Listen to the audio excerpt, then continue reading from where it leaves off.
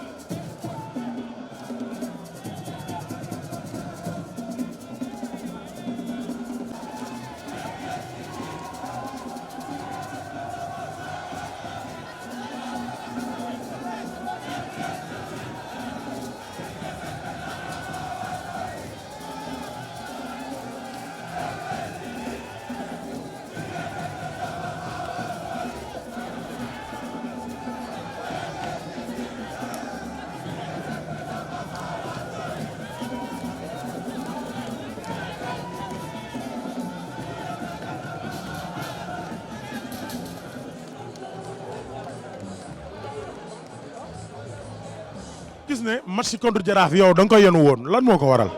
non yéen ma ko sax dafa fekk situation bi nu mu demee la rek Casa ñoo tolloo point te démb dafa gagné il fallait que ñun tam ñu gagné pour conserver suñu statut de leader loolu kese la woon moo tax ñu doon jouer match bi à fond.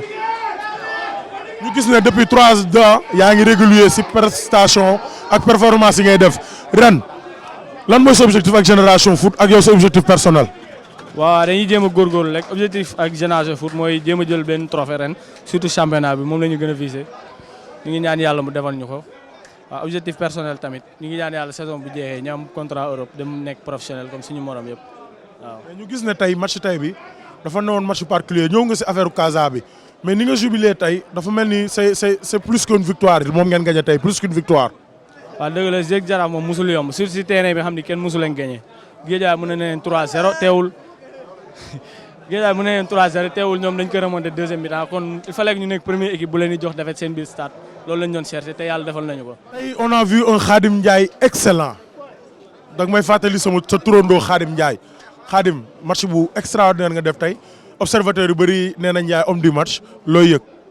waaw soo xoolee liggéey la parce que ñun académie lañu parce que boo xoolee ñun dañu am ay coach yu baax ñoo ñuy traité tout le suñu coach Khadim xam nga ñoo ngi teg si bonne condition yu baax moo tax tey li rek moo ñu war quoi ñëw wane lu ñu liggéey si semaine bi yëpp mais nag des na quoi pour man liggéey baa ngi soo commencé waaye tamit ñoo ngi kontaan bu baax parce que Jaraaf kenn mës ko gagné fii si Lyon ñu dañoo ñëwoon pour déterminer pour jéem a gagné Jaraaf te def nañ ko incha allah. fan nga jugee ndax yow ñu ngi lay doog ñu bëri ñu ngi lay doog a gis daaw fan nga góolu wala yaa ngi woon Génération Foot si sa cursus. non man yàgg naa fi mais dama ne woon Europe laa doon joué Europe nekk naa Sporting de Lisbonne joué naa Grenada parce que après daaw maa ngi woon Wakam parce que amu woon temps de jeu parce que man waa Génération Foot ñoom moom ñu aal ma Wakam après ma ñëwaat bu mu ñëwee liggéey tamit rek laa fi gis moo tax tey tamit maa ngi sant yàlla bu baax a baax te tamit maa ngi gën a ñaan pour gën a liggéey gën a di delluwaat fi ma jógee incha allah rabi. bàyyi ay boulevard yu bëri moo waral ñu jël but boobu bi ñu demee deuxième mi-temps rectifié nañ parce que équipe adverse bi li mu doon def en première période mooy profité aussi si vent bi nga xamante ni moomoon na ko en deuxième période on a essayé de rectifier moom vent bi aussi utiliser un jeu direct malheureusement jeu direct bi ñu doon utiliser parfois c'était désorganisé ba nga xam ne li mu ñu war a apporter la ñu ko pour wax la rek ni équipe boo fubalee match ba mu jeex nga am défaite mënoo gis loo xamante ni peut-être baax na lool mais tey continue bu ñu def peut-être buñ ko continuer di ko def mën na am résultat yu gën a baax ñëw mais comme li ma wax rek li bon tey mooy ñu am ñaari défaite xale yi sur le plan psychologique mu xaw leen jàpp seen bopp parce que gis nañ kon Seneps ak tey continue bi ñu def kon waruñu wàcc si suuf dana war a continuer liggéey bi suba duñ mën a entraîner parce que psychologiquement tey boo amee défaite bu mel nii bu méttee nii boo bëggee entraîner loo xale yi suba mën nañu la amal njariñ bi nga xam moom nga soxla ba nga xam dañ leen di bàyyi ba mardi pour ñu préparer match bu am solo boo xam moo ñuy xaar Ndar parce que Linguère certes adversaire la boo xam di footballé comme ni Génération Foot di footballé nii ni yeneen équipe yu bëri di footballé ñu gis ni xam na ni nan lay footballé parfois mu utiliser un jeu direct si kaw parfois aussi mu jouer un jeu combiné si ginnaaw équipe la boo xamante ni ay xale fa nekk certes ñun nag daan jéem a préparé match ñu ko war a préparé am ay xale yoo xam am nañ ko ak expérience yi nga xam mooy mag ñi ñu yor pour mën a dem foofu comme toujours jéem a am résultat positif. C'est une belle victoire je pense c'est une belle victoire pour de nos jeunes joueurs dans des circonstances difficiles pour eux par rapport au football qu'on a dû pratiquer aujourd'hui.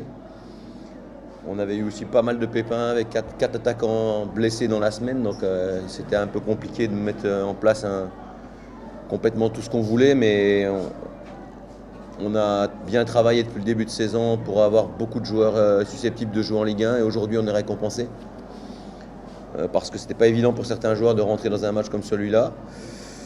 Comment j'analyse le match? On a fait vraiment, même si on prend le premier but, on a fait vraiment ce qu'on voulait faire en première mi-temps. Le plan a vraiment bien marché.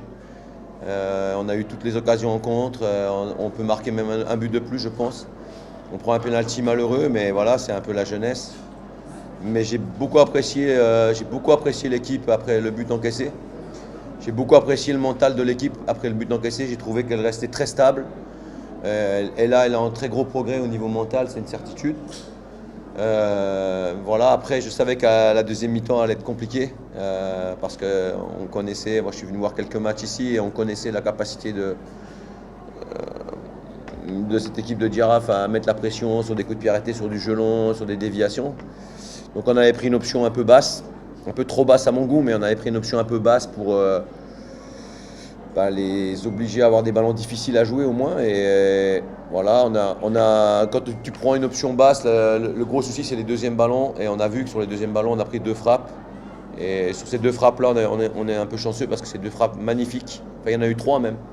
Il y en a 2 sur la barre, une au-dessus. Donc il faut aussi un peu de réussite pour gagner les matchs, il faut le reconnaître. Parce qu'évidemment, dans un mauvais jour, peut-être tu prends les 2 buts. Hein. Voilà, ça c'est le football. Après ça, pour notre jeune équipe, c'est vraiment un match hyper formateur. Il y a des choses à revoir sur la deuxième mi-temps. Il ne faudra pas dire que tout était bien. Je pense qu'on aurait pu faire encore mieux, être un peu moins en danger. J'ai quelques idées encore à corriger. Mais évidemment, je trouve dommage que 2 équipes de cette qualité-là soient obligées de jouer sur un terrain aussi moyen, parce que ça les oblige à faire du jeu direct et que j'aurais préféré pour les spectateurs qu'on fasse un vrai match de foot un peu plus football. Mais aussi par rapport au travail qu'on fait, nous, toute la semaine, et le mental des jeunes joueurs, on sent très bien qu'aujourd'hui, notre équipe est en train de monter en puissance au niveau psychologique. Et on sait aussi que dans ces matchs-là, c'est ce qui peut permettre aussi de grandir un peu plus vite, quoi. Donc je félicite mes joueurs. Vraiment, je suis très fier d'eux. Petit bémol avec ce carton rouge que je trouve très dur. Quand je vois le tacle par derrière qu'on a pris sur un joueur qui avait déjà un jaune, moi je veux bien qu'on mette des rouges là-dessus, mais protégeons les joueurs. Alors peut-être il a fait, je suis très loin, peut-être il a fait un geste, je sais pas, on verra les images de toute manière. En tout cas, je suis persuadé qu'il n'y avait absolument pas idée de faire mal sur cette action-là. Tout le monde connaît Jean-Louis Diouf. Franchement, voilà quoi. Maintenant, ça peut arriver hein, dans un match de foot. C'est une appréciation comme une autre, quoi. Voilà, donc maintenant, on savait que c'était. Je reste aussi par rapport à l'équipe de Giraffe et Cher. C'est une très bonne équipe et franchement, on a fait un exploit aujourd'hui, je pense. On a fait un exploit aujourd'hui, gagner chez eux après qu'ils aient perdu il y a une semaine. Je pense qu'on a fait un vrai exploit. Il n'y a pas beaucoup d'équipes qui auraient pu le faire et je sais qu'ils vont poser beaucoup de problèmes à plein d'équipes et ils sont tous sauf éliminés pour ce championnat qui est très serré, où tous les résultats se jouent à peu et où même quand vous jouez le dernier, vous pouvez perdre quand vous êtes premier. Donc il n'y a rien de fait. En tout cas, c'est agréable de gagner ici, en tout cas.